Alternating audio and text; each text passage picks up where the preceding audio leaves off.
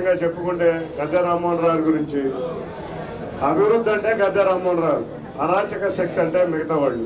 అంతేకాకుండా నారా చంద్రబాబు నాయుడు గారి అభివృద్ధికి సంకేతం అయితే జగన్ అరాచక శక్తి. కాబట్టి ఇటువంటి వ్యక్తులు, అరాచక శక్తులు అందరూ ఎక్కువైపోయారు. ఇవాళ గద్దె రామ్మోహన్ రావు గారు మూడోసారి విజయం, హ్యాట్రిక్ విజయం సాధించబోతున్నారు. అతను ఎదురుగా ఉంటున్న వ్యక్తి మూడవసారి ఓడిపోబోతున్నాడు.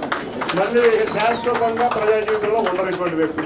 ఆయన 10 సంవత్సరాల నుంచి ఇండిపెండెంట్ కింద చేసిన కాడి నుంచి ఆ సేవా కార్యక్రమాల్లో చేస్తూనే ఉన్నారు.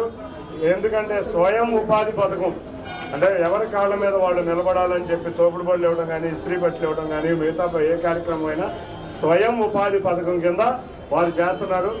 చంద్రబాబు నాయుడు గారు ఒకటే ఆదేశిస్తారు, మనం అభివృద్ధి చేయటమే కాదు, సంక్షేమం చేయటమే కాదు, మన పిల్లలు వాళ్ళు కాళ్ళ మీద వాళ్ళు నిలబడాలి.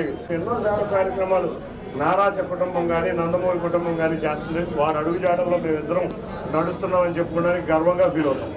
మనం ఒకటి ఆలోచిస్తుండే వాళ్ళు, మన ముఖ్యమంత్రి కొన్ని వేల కోట్లు సొంత ఇస్తుంది.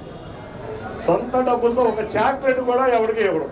తెలుగుదేశం పార్టీ కానీ, జనసేన నాయకులు కానీ, లేకపోతే భారతీయ జనతా పార్టీ నాయకులు కానీ సొంత డబ్బులతో ఎన్నో కార్యక్రమాలు చేస్తున్నారు. వాళ్ళు చిరంజీవి గారు బ్లడ్ బ్యాంక్ అవ్వచ్చు, జనసేన పవన్ కళ్యాణ్ గారు ఎన్నో సేవా కార్యక్రమాలు చేస్తున్నారు. అవన్నీ కూడా సొంత డబ్బులతోనే చేస్తున్నారు.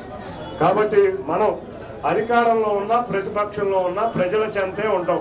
ప్రజల సమస్యలను పరిష్కరించడంలో గద్దె రామ్మోహన్ రావు గారు చూపించే చొరవ, ఆయనతో పాటు ఇక్కడ ఉన్న నాయకులు, కార్యకర్తలు చూపించే చొరవ వల్లే ఇవాళ తూర్పు నియోజకవర్గం ఇంత కంచుకోవడంగా ఉంది. ఈ నియోజకవర్గాన్ని ప్రతి తెలుగుదేశం ఎమ్మెల్యే ఆదర్శంగా తీసుకుంటే 175 నియోజకవర్గాల్లో మనకి ఓటమి అనేదే ఉండదు.